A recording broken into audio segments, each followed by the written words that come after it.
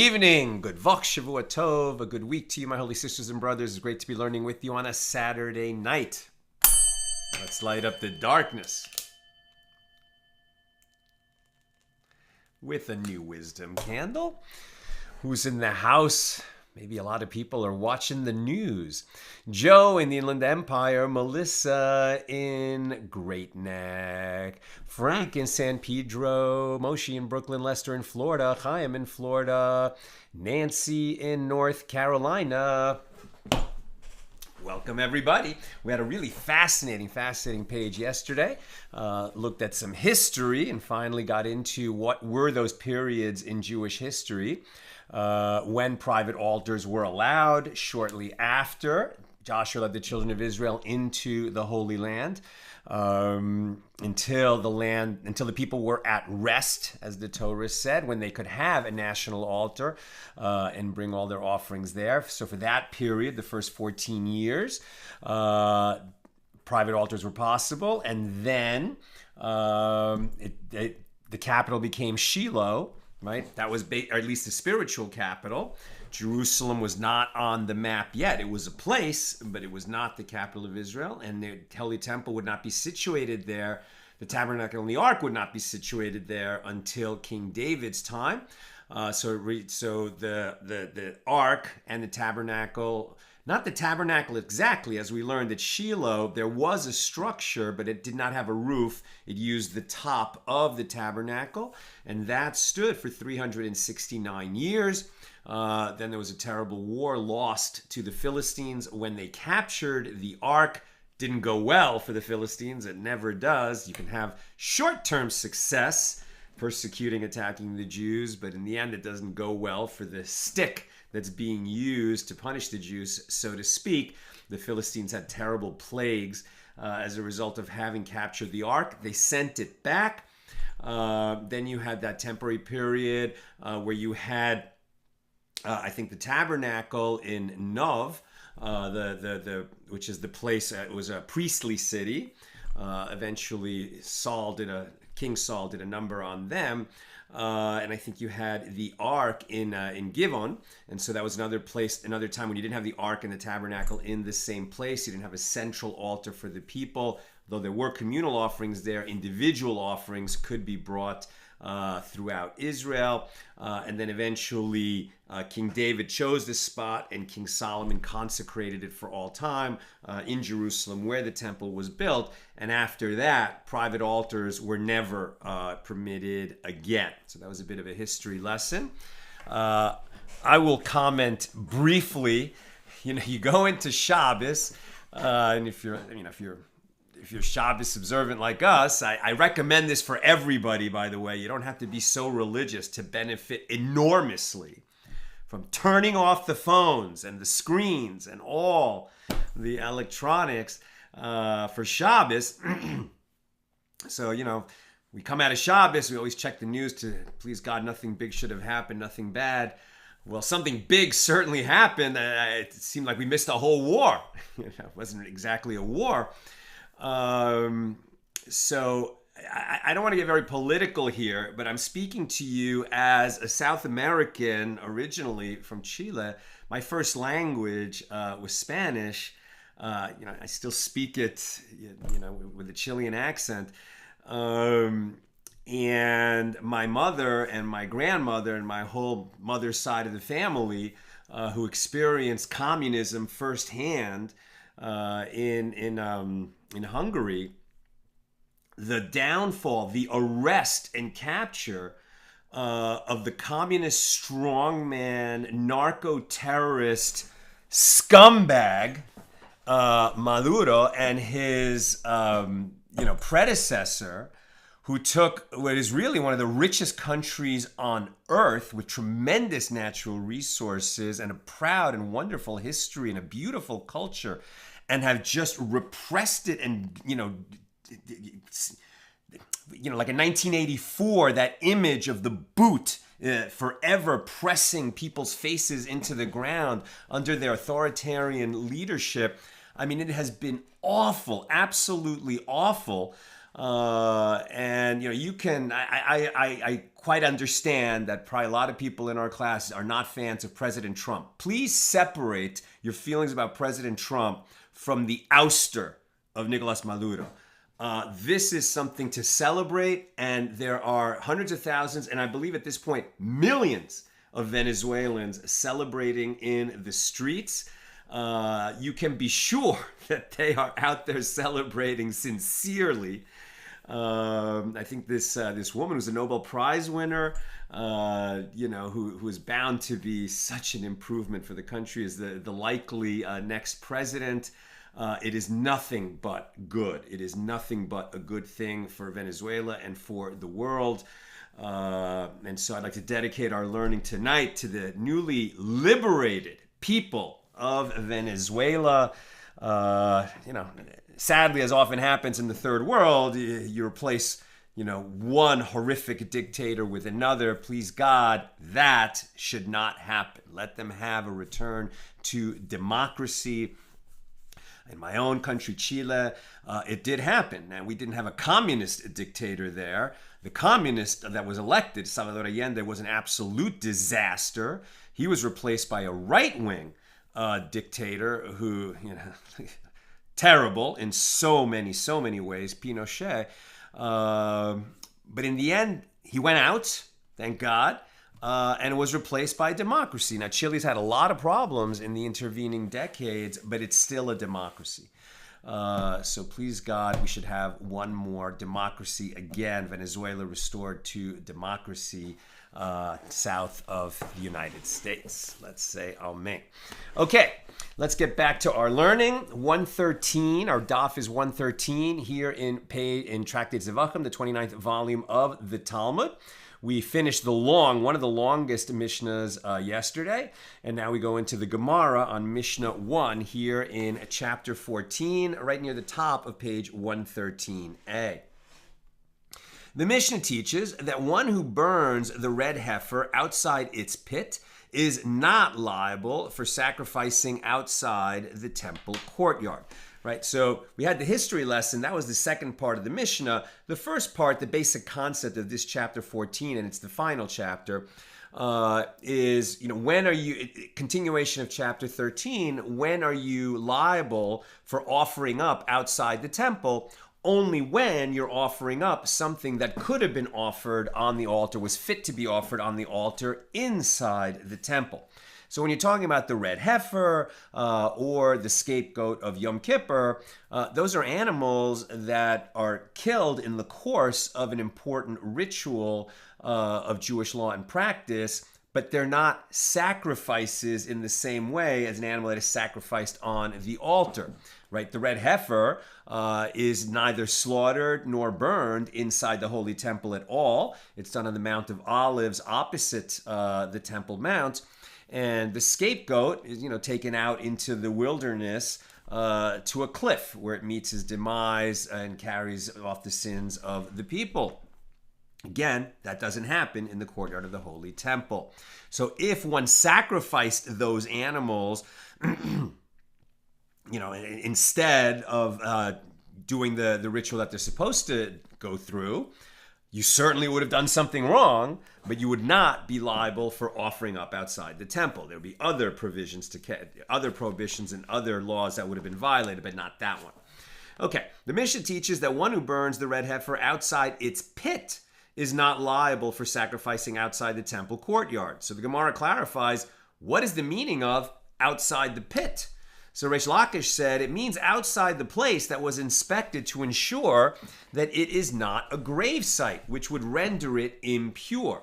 Fascinating, right? The ashes of the red heifer are used to purify a person who has come into contact with a grave or with a corpse.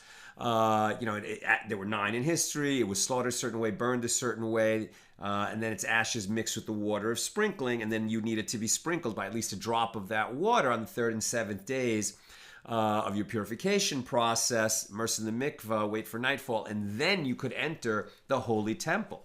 But if the cow itself the red heifer came into contact with tumah, then that could render it disqualified. So what they're saying is, well, the place where it was taken to and then slaughtered and burned, they had to inspect it and make sure that there were no hidden graves underneath it that would render it disqualified. Right? So Reish Lakish said it means outside the place that was inspected to ensure that it is not a grave site, which would render it impure. So Rabbi Yochanan said to him, but is not all of Eretz Yisrael, all the land of Israel, inspected for impurity, this kind of impurity, that there are no hidden graves there? Therefore, there is no need for the site of the burning of the red heifer to be specifically inspected, right? Because tumah, now tumah doesn't apply to non-Jews, right? So there, it's not an issue for them that they don't follow the Torah. They don't need to. They're not obligated to, right? All humans are obligated in the 7 Noahide commandments, and those don't include the laws of tumah. So other countries, they don't care. People are obviously buried in cemeteries in other countries too, but they haven't meticulously combed the land to make sure there's no hidden graves, because it doesn't matter to them if they happen to walk over a grave. But because that does matter in Israel, especially in ancient Israel, they were very meticulous to make sure that there were no hidden graves. So why would they need to make extra sure for the pit where the red heifer would be burned? So rather, Rabbi Yochanan said the term outside its pit is referring to a case where the priest slaughtered the red heifer within the walls of Jerusalem and not in the place outside the walls as the Torah commands. We learn that in Numbers 19:3, and it shall be brought outside the camp, and it shall be slaughtered before him. Right? So outside the camp, as we learned many times, the camp in the wilderness corresponds to the city of Jerusalem once the place for the Holy Temple was designated. So the temple is equivalent, legally speaking, of the tabernacle. The Temple Mount is the equivalent of the Levite camp, and the city of Jerusalem is equivalent to the camp of the Israelites in the wilderness. So the original red heifer needed to be slaughtered and burned outside the Israelite camp. That means that in later generations, it had to be done outside the city of Jerusalem. Now the Gemara challenges this. But let Rabbi Yochanan interpret it to be a case where the priest slaughtered it outside the wall, but not opposite, i.e. not in the direction of the entrance to the temple. As Rav Ada bar Ahava says, if he slaughtered it in a location not opposite the entrance, it is disqualified, as is stated with regard to the red heifer, quote, and you shall give it to Elazar the priest, and it shall be brought outside the camp, and it shall be slaughtered before him. And Elazar the priest shall take of its blood with his finger and sprinkle of its blood toward the front of the tent of meeting 7 times.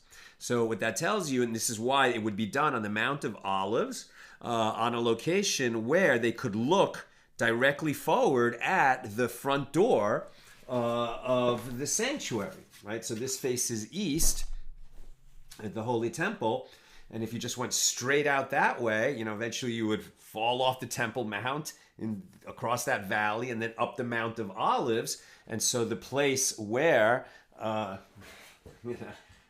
here, can you see that? Yeah. So like the Mount of Olives, somewhere over here where the slaughter would happen, and they would be, it's not this close, but they could look, pretty clearly and see the front of the sanctuary, and the priest would sprinkle blood in that direction.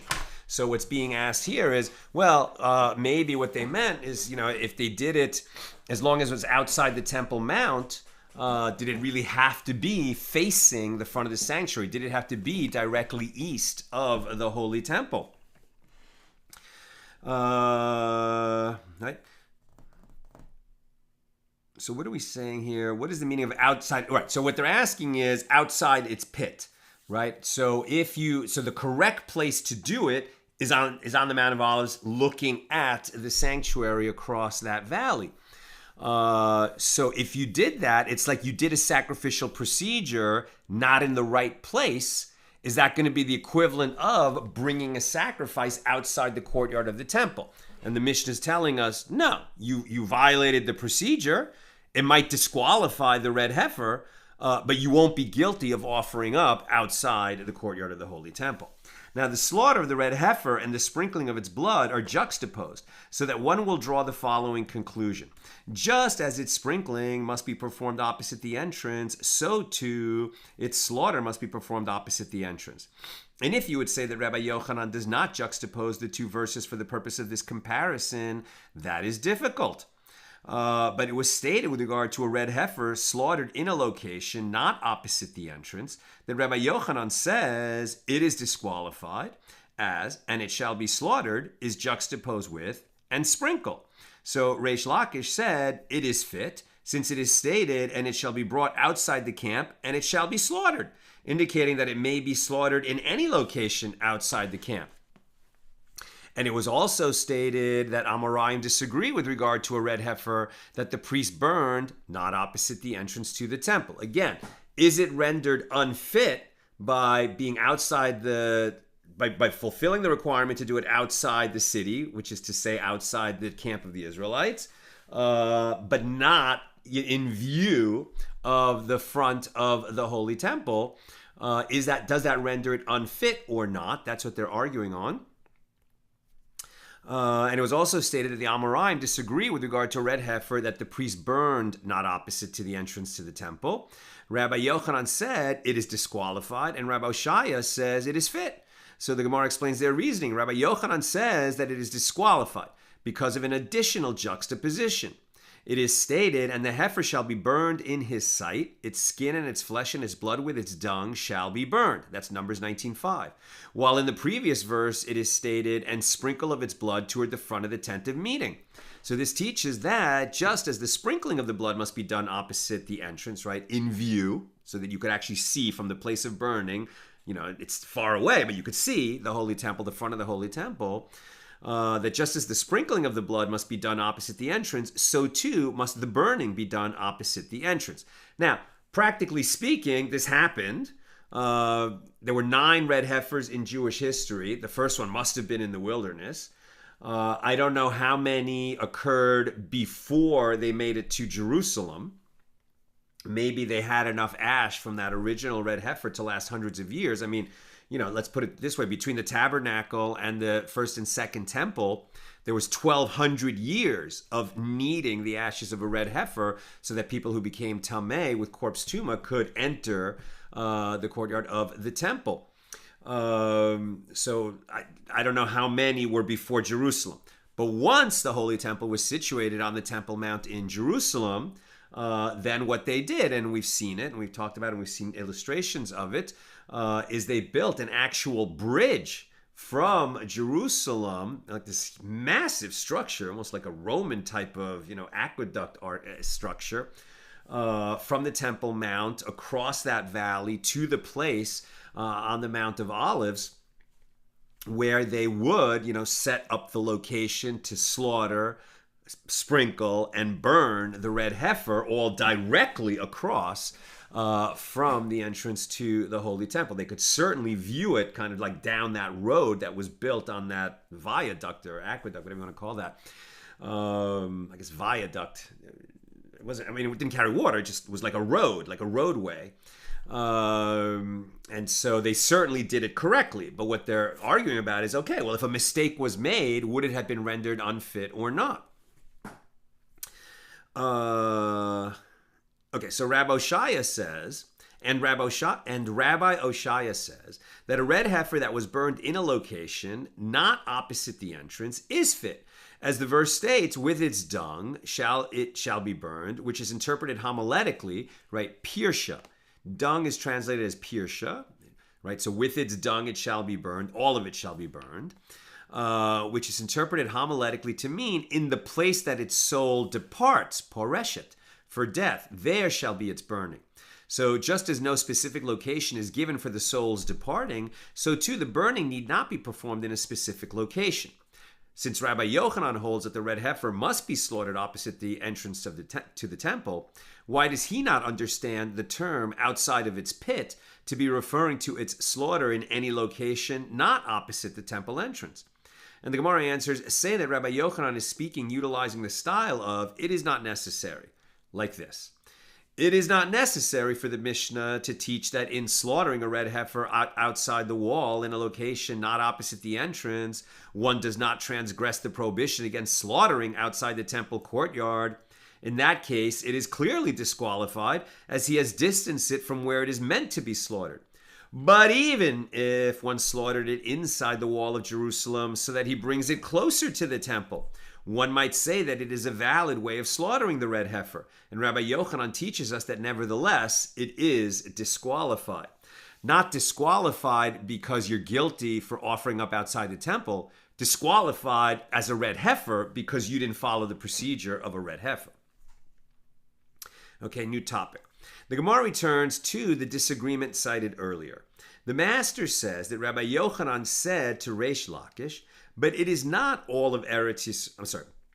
The master says that Rabbi Yochanan said to his colleague and debate partner, Reish Lakish, but is not all of Eretz Yisrael inspected for impurity, right? The first definition offered for what is outside its pit for the red heifer is the place that was inspected to make sure there are no graves underneath it.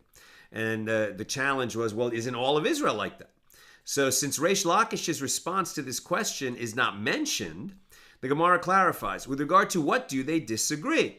One sage, Reish Lakish, holds that the flood in the time of Noah, right, Noah's flood, descended upon the land of Israel and its residents perished. It is therefore necessary to inspect the place where the red heifer is burned to ascertain whether it is a grave site, right? After the flood, all life on earth died. So there were a lot of bodies. Where did they end up? Right? When the flood waters receded, there must have been a disgusting spectacle of so many dead animals and people everywhere, right? And so what happened? Well, they must have I guess over time, when they repopulated the world, they got busy burying those bodies, and they must have created a lot of grave sites. So how can we be sure, if we don't inspect, even in Israel, that one of these ancient grave sites wasn't there?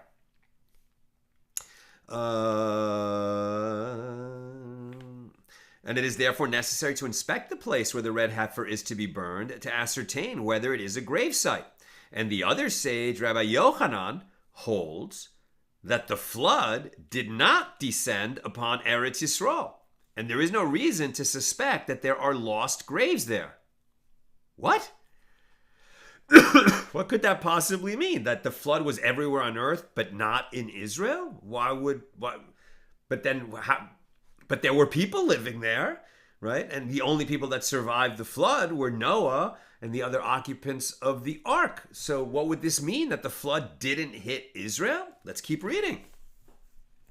Rav Nachman Bar Yitzchak says, and both of them, Rabbi Yochanan and Reish Lakish, interpreted the same verse stated by Ezekiel with regard to the land of Israel in order to derive their opinions.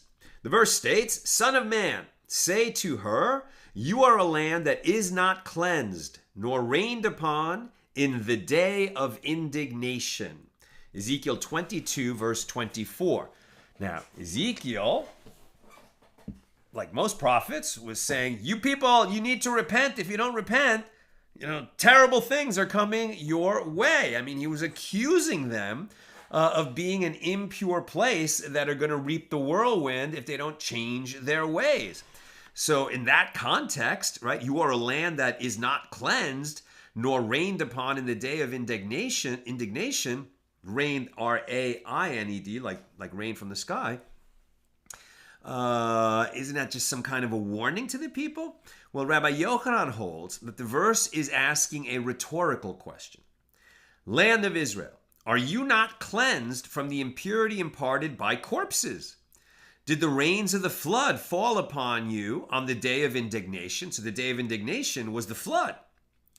And Reish Lakish holds, right? So it sounds like maybe the rain came and washed away all the corpses, because the land of Israel is a relatively high place, certainly around Jerusalem. Let's keep reading. And Reish Lakish holds that this verse should be read in accordance with its straightforward meaning, i.e. as a statement, not a question. You are a land that is not cleansed. Didn't rains fall upon you in the day of indignation? Therefore, the bodies of all those who perished in the flood are somewhere in the ground. You can't assume there's no bodies in any place in Israel. You have to do an inspection. Reish Lakish raised an objection to Rabbi Yochanan from a Mishna. Courtyards were built in Jerusalem on stone. And beneath those courtyards, there was a hollow space due to the concern that there was a lost grave in the depths. So the space served as a barrier preventing the impurity from reaching the courtyards above. And they would bring pregnant women, and those women would give birth in those courtyards, and those women would raise their children there, thereby ensuring that the children never became impure. And this would enable the children to assist in the rite of the red heifer. And once the children reached the appropriate age, the priest would bring oxen there. And on the backs of these oxen, they would place doors. And the children would sit upon the doors so that the doors would serve as a barrier between them and any impurity in the depths. And they would hold cups of stone, right? So in other words, when you walk over a grave, whether you know the grave is there or not, you acquire tumah, corpse tumah, by walking over a grave.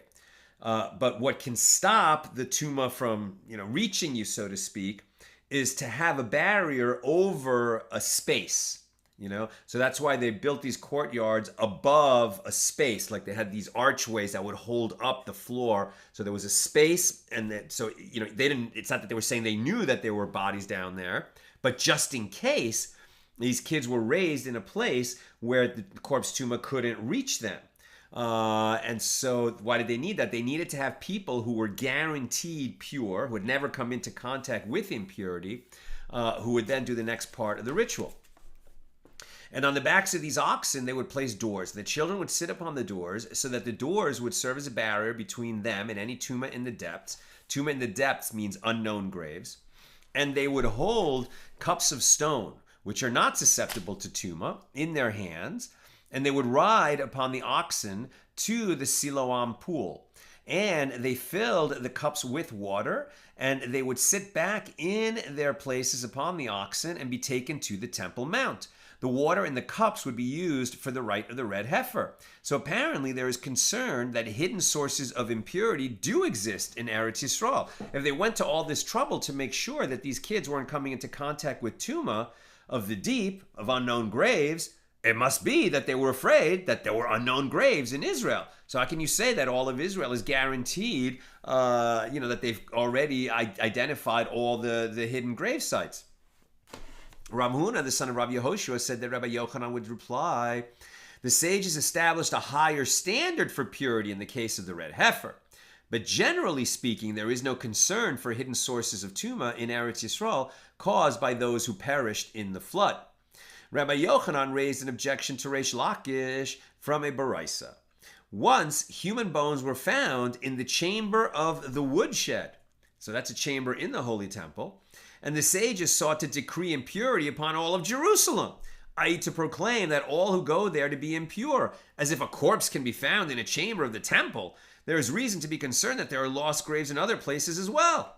And Rabbi Yehoshua stood upon his feet and said, is it not a shame and a disgrace for us to decree impurity upon the city of our fathers because of this concern? Show me, where are the dead of the flood? And where are all of the dead killed by Nebuchadnezzar? Right, during the siege that resulted in the destruction of the first temple by Nebuchadnezzar, when many, tragically, Jews were murdered and killed in that war in and around Jerusalem. Okay, so that's a lot more recent than the flood, even for these guys. And where are all these bodies that we should be worried about? Where are we constantly digging up bones? I mean, it doesn't happen. This is like a theoretical idea that you think that there's all these bodies somewhere down below from the flood and from the time of Nebuchadnezzar, but we never find such grave sites. Why are you raising? It's an interesting idea, right? It makes sense theoretically, but if you're now going to act on that theoretical idea, you're going to cause tremendous problems, practically speaking, in Jerusalem. Now, Rabbi Yochanan infers from the fact that Rabbi Yehoshua said this, is this not to say that there were no lost graves in Jerusalem from the flood, because the flood did not take place there? And Reish Lakish responds, and according to your reasoning, so too, were there not those killed by Nebuchadnezzar in and around Jerusalem who were mentioned by Rabbi Yehoshua? Certainly there were, as Nebuchadnezzar killed many people in Jerusalem. Rather, there were, and others removed the bodies. And so here too, with regard to the dead of the flood, there were bodies from the flood there. The flood, of course, reached Israel like everywhere else. And later generations removed the bodies and buried them. And it is possible to ask, if they were removed, why is it necessary to be concerned that there may be impurity in the place of the red heifer, as they were already removed? And one can respond, this Baraisa deals exclusively with Jerusalem. Granted that the bones of those who perished in the flood and at the hands of Nebuchadnezzar were removed from Jerusalem, but they were not removed from all of the land of Israel. Therefore, since the red heifer is burned outside of the city, the red heifer may be slaughtered only in a place that has been inspected. Now we're on page 113b. Now there are those who say that the discussion should be inverted, and it was Reish Lakish who raised an objection to Rabbi Yochanan, who holds that the flood did not affect Eretz Yisrael. From that Baraisa, as Rabbi Yehoshua said, where are the dead of the flood? And where are all the dead killed by Nebuchadnezzar? And Reish Lakish said, what, is it not possible to infer from this question that since those slaughtered by Nebuchadnezzar were in the land of Israel, those who perished in the flood were also there? And Rabbi Yochanan responds, are these cases comparable? This is as it is, and that is as it is. I.e., the dead of Nebuchadnezzar were indeed in the land of Israel, but the dead of the flood were not, as there was no flood there. What a crazy idea. Like, you never heard that before, that there was no flood in Israel. Reish Lakish raised an objection to Rabbi Yochanan. With regard to the flood, it is stated, all in whose nostrils was the breath of the spirit of life, whatsoever was on the dry land, died. Right? Everywhere, every animal that lived on land and every person died. So granted, according to my opinion, that I say the flood descended upon the land of Israel, due to the reason that all living creatures on earth died, even those in the land of Israel. But according to your opinion that the flood did not descend on the land of Israel, why did they die there? So the Bible says everyone died everywhere. So if you're going to say that, but the flood didn't reach Israel, so then how did the people in it? Everyone died. So if they didn't die of the flood, what did they die of in the land of Israel?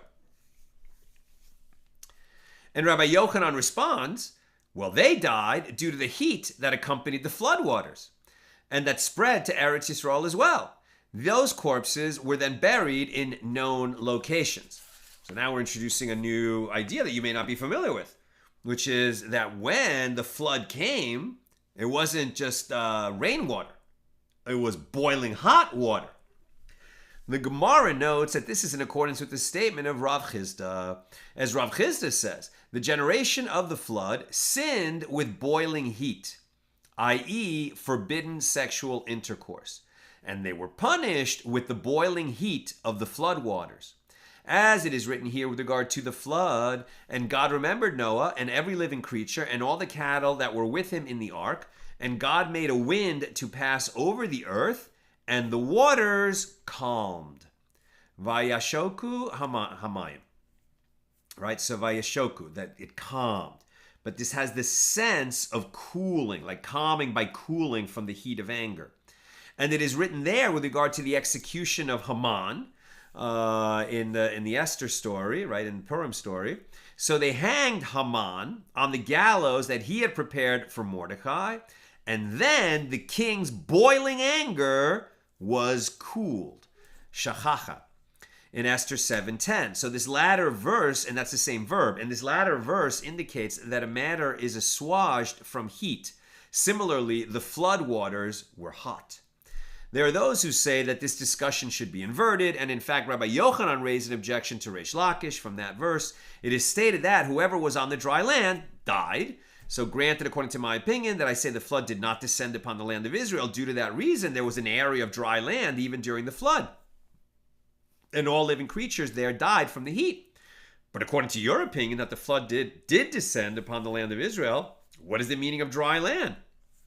There was no dry land anywhere. And Reish Lakish responds, the verse is referring to land that had been dry initially, before the flood. And why does the Torah call it dry land during the flood? There was no dry land during the flood. It is in accordance with the opinion of Rav Chisda. As Rav Chisda says, during the generation of the flood, no decree was decreed upon the fish in the sea. As it is stated, whatsoever was on the dry land died. I.e., only those creatures that had been on dry land, but not the fish in the sea. So the Gemara asks, okay, granted, according to the one who says the flood did not descend upon the land of Israel, i.e. Rabbi Yochanan, this is the explanation of the fact that the reimah,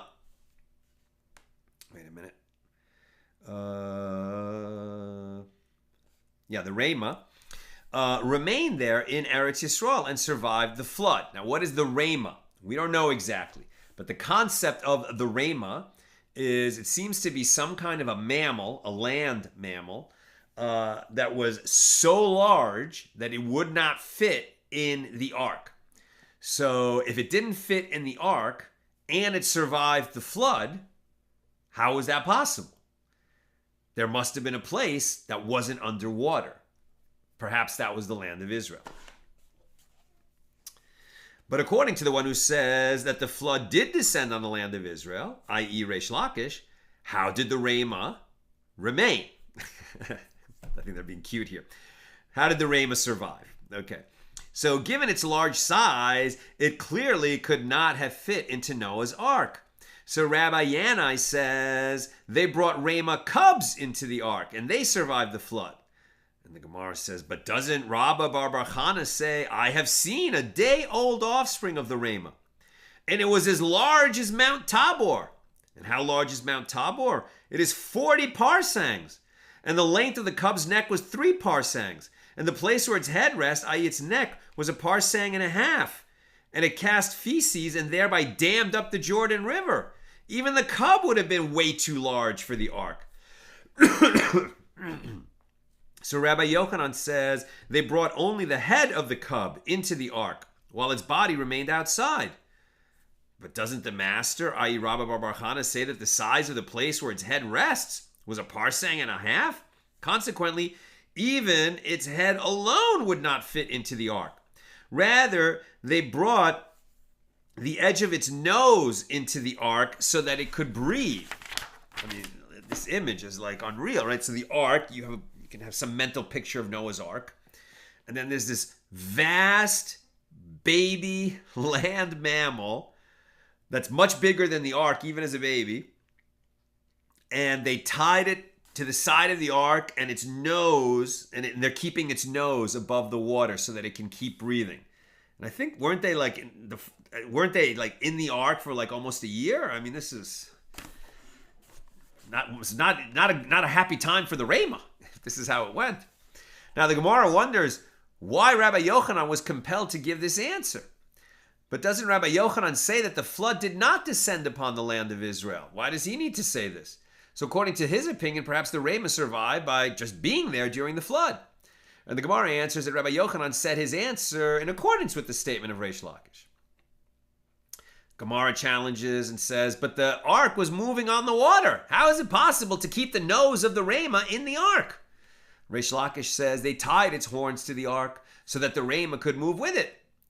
But doesn't Rav Chisda say that the people of the generation of the flood sinned with boiling heat, and they were punished with boiling heat? How could the reimah have survived in boiling water? And the Gemara replies, well, according to your reasoning that it was impossible to survive the boiling water, how did the ark itself survive and move? It was covered with pitch, right? Pitch, I don't know exactly what it's made out of, but it's, essentially like sticky tar and mud, that seals the gaps between the wood boards of the ark, right? And keeps the water out, but it's susceptible to heat. So if the whole ocean that the ark was moving in was actually boiling water, the ark would have fallen apart, or at least it would have leaked terribly.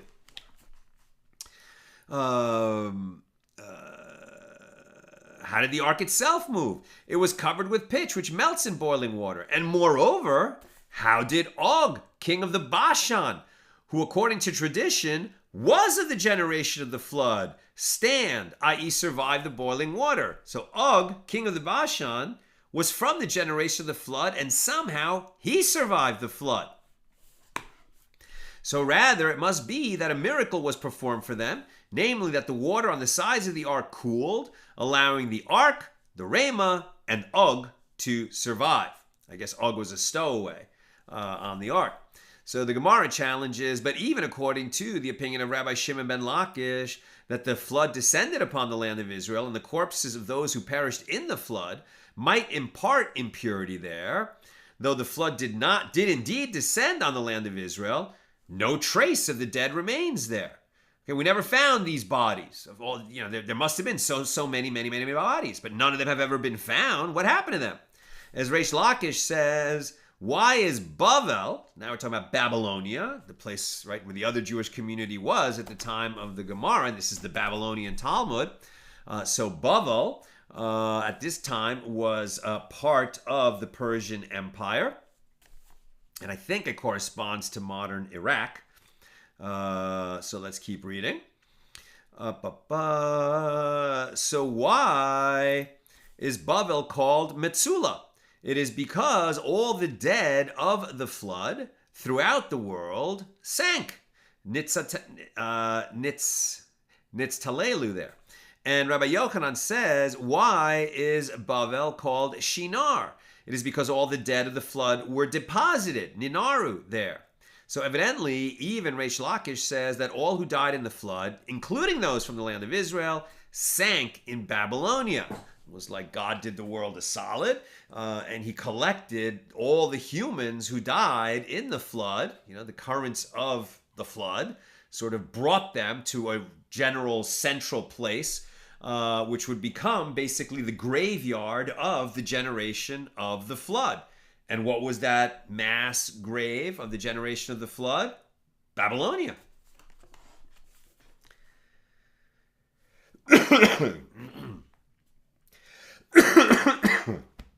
Excuse me. So the Gemara responds, it is impossible that the corpses of some of the people who died in Eretz Yisrael, who perished in the flood, didn't get stuck in the mud and remain there. So having mentioned some explanations for names of Babylonia, the Gemara adds, Rabbi Abahu says, why is it called Shinar? Because it shakes Shemana Eretz, its wealthy people, i.e. they do not remain wealthy. And the Gemara asks, but we see that there are wealthy people in Babylonia who remain wealthy. And the Gemara responds, their wealth does not extend for 3 generations. And with regard to the statement that the corpses of those who perished in the flood came to Babylonia, Rabbi Ami says, concerning anyone who eats the dust of Babylonia, it is as if he eats the flesh of his ancestors, since there is a great deal of dust from the dead there. And this is also taught in a Baraisa, concerning anyone who eats the dust of Babylonia, it is as if he eats the flesh of his ancestors. And some say it is as if he eats repugnant creatures and crawling things, which also died in the flood and were absorbed by the ground of Bavel, of Babylonia. So there you go. Babylonia, that is the area where the generation of the flood mostly came to be buried in a mass grave. New topic. The Mishna taught, back to our Mishnah, that if one sacrificed the scapegoat of Yom Kippur outside the temple, he is exempt from the prohibition against sacrificing outside the temple, since the Torah states, and to the entrance of the tent of meeting he did not bring it, and the scapegoat is not fit to be brought to the entrance of the tent of meeting. The scapegoat is killed outside in the wilderness. It is not brought as a sacrifice on the altar inside the temple. So if you did some different procedure than what you were supposed to do with it on Yom Kippur, you would have violated many prohibitions, but not offering up outside the temple. And the Gemara raises a contradiction from a Baraisa. The verse states to present it as an offering to the Lord, and it is derived from the word offering, that one who slaughters non-sacred animals outside the temple is not liable. And the Baraisa asks, or perhaps from the word offering, I would derive that the prohibition against slaughtering outside the temple applies even to items that are consecrated for temple maintenance, as they too. Now remember, somebody donated an animal for the running of the temple, right? He said, I just want to make a donation. The priests were, they did a great job when I brought an offering there. They took good care of me. I want to give something, help them run the temple. I donate this sheep, right? Now that sheep is not brought as an offering. The treasurer it might end up being brought, but it's donated to the temple. The treasurers of the temple would sell it. Now maybe they would sell it to somebody that would bring it as an offering, but with the proceeds of that sale, it would just go into the temple treasury for running the maintenance and it was a big operation running the temple, and it required money. So somebody who donates an animal for temple upkeep, that's technically called an offering. So if you then took that animal and offered it outside the temple, would you be liable for offering up outside the temple? That's what they're asking now. Right? Or perhaps from the word offering, I would derive that the prohibition against slaughtering outside the temple would apply even to items consecrated for temple maintenance, as they too are called offerings, as it is stated with regard to the spoils of war against Midian. And we have brought the Lord's offering. What every man has gotten of jewels, of gold, armlets and bracelets, signet rings, earrings, and girdles to make atonement for our souls before the Lord. These were certainly not items that were consecrated for the altar, but they were called offerings. Therefore, the verse states, and to the entrance of the tent of meeting he did not bring it, which teaches that this law applies only to that which is fit to come to the entrance of the tent of meeting, i.e. it is fit to be sacrificed. And excluded are items consecrated for temple maintenance, which are not fit for sacrifice. I'm almost done. Questions or comments, please get them in now.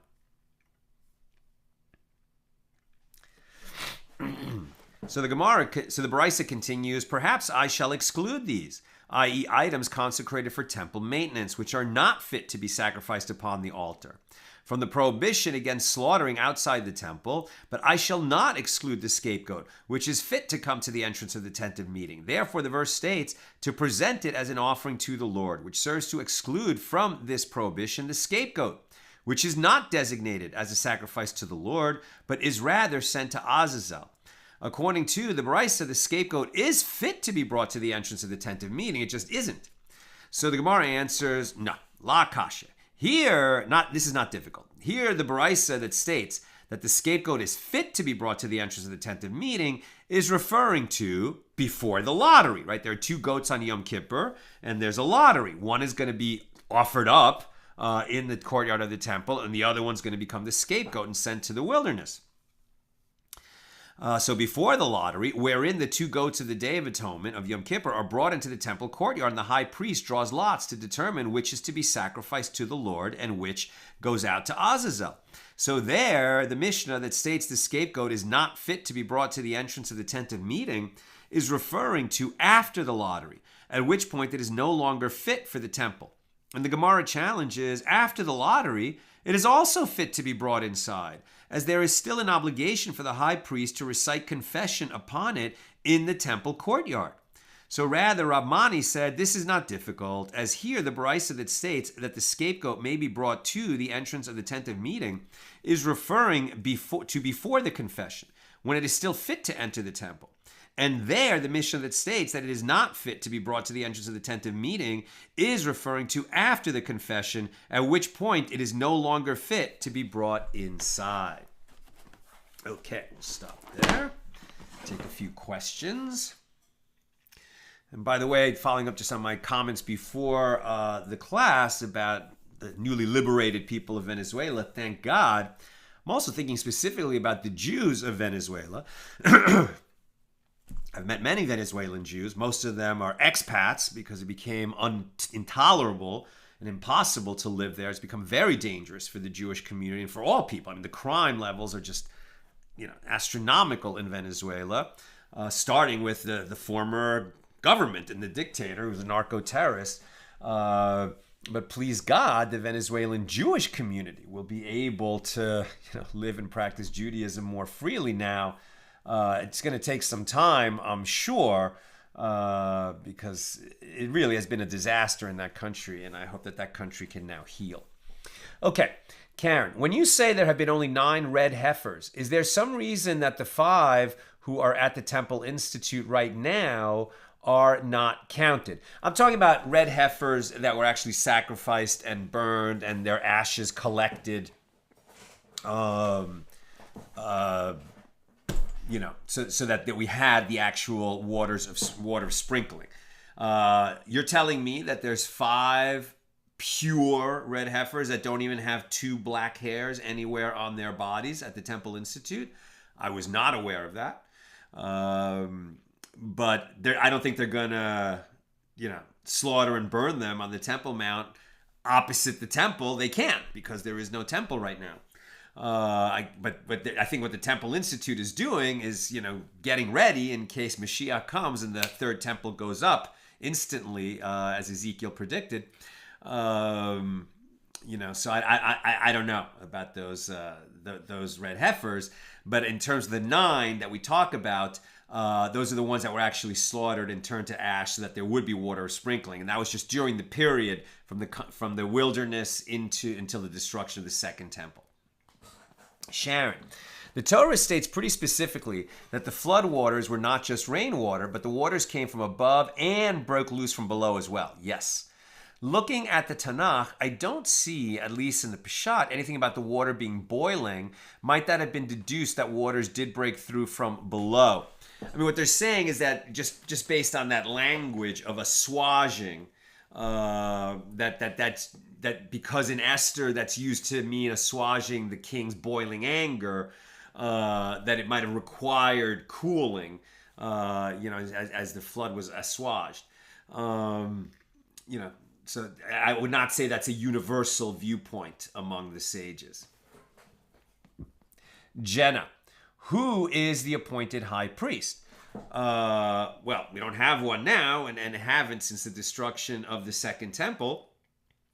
But if you're asking, how did a high priest become a high priest?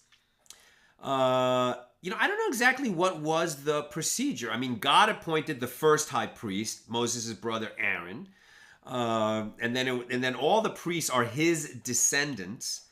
And then over time, when there were lots of Kohanim in the world, in the second temple period, the spiritual level of the people had sunk so much that they were changing high priests almost once a year, because they were afraid to perform the Yom Kippur ritual, lest they die in the Holy of Holies because they weren't worthy of entering there.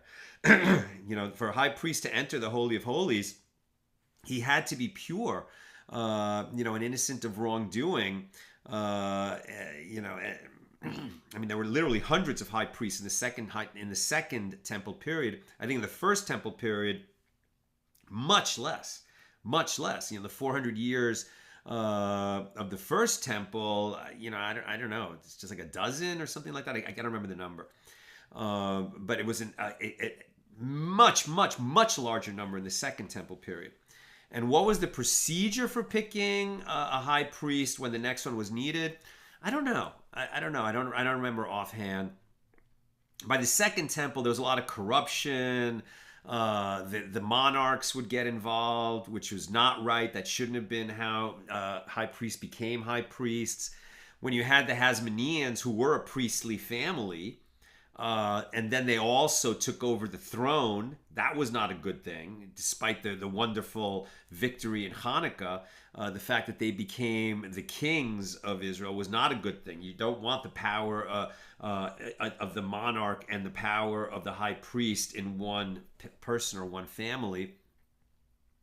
So when we talk about the anointed priest or the appointed high priest, we're just talking about the high priest. Among his brethren, the Kohanim, the one who serves in the capacity of high priest, who has all kinds of special obligations that the other priests don't have, especially doing the Yom Kippur service.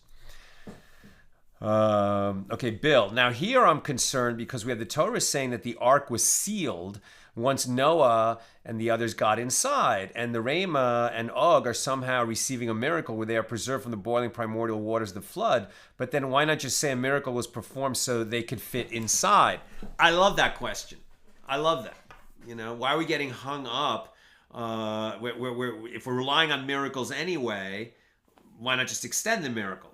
But I also love the way that they don't do that because, well, then that just ends the conversation. Can always end the conversation. Well, it was a miracle, and so there's nothing left to say. But what they're really, obviously, what the sages are doing is saying, what can we learn directly from the text? For them, the Bible, it's not just a document that we study to grow in spirit and wisdom and closeness to each other and to God. It does all those things, but it is also the primordial blueprint and building stuff of the universe. Like the letters of the Torah is what the world is made from. And so all answers can be found in the Torah if you just dig and dig and keep digging and digging and digging. So they're looking for textual references that can answer their questions, and they can't answer all the questions. And I don't think that I think they're well aware that they're going to come up with answers, and one of them is going to say, I like this answer, I'm going with this answer, and another one is saying, I like this answer, I'm going with this answer, and here's the reasons why my answer is better than yours, and they'll argue back and forth, back and forth, back and forth.